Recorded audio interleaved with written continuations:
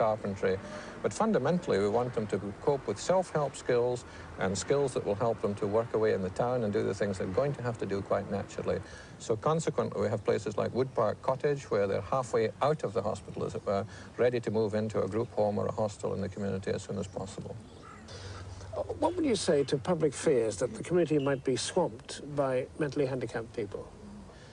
I think it's a fear that people can reasonably have, but we are certainly very well aware of it, and we've tried through various forms of industrial relations almost to engage the local community with people that we deal with. We will certainly on our part keep the incidence into the community to the general prevalence rate. What that means is that we know there are about 5 people per 1,000 who are mentally handicapped in the community generally, and we will try to ensure that when we put people into the community that we keep that kind of level.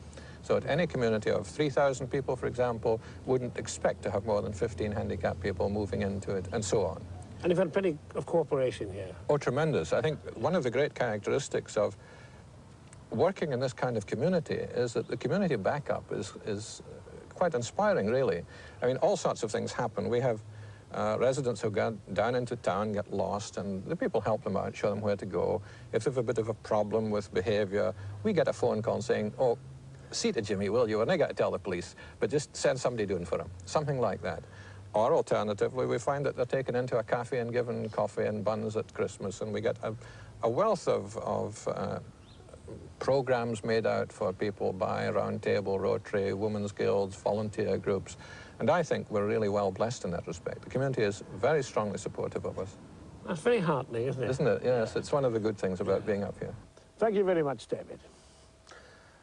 That involvement of the whole community at and around Ladies' Bridge creates a great sense of unity. And this is very much on our minds, as this year's Week of Prayer for Christian Unity begins tomorrow.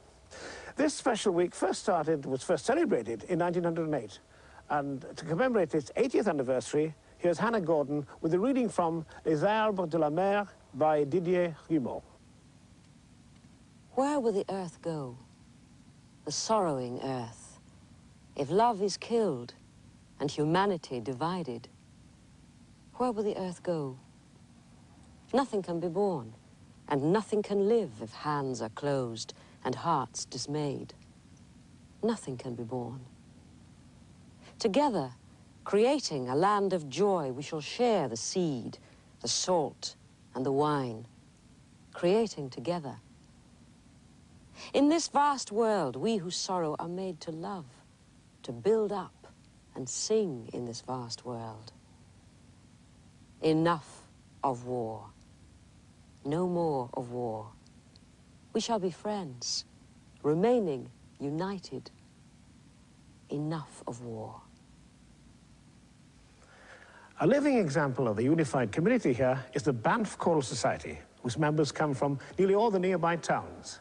And here in Banff Macduff, they sing for us A Rosebud by My Early Walk, words by Robert Burns.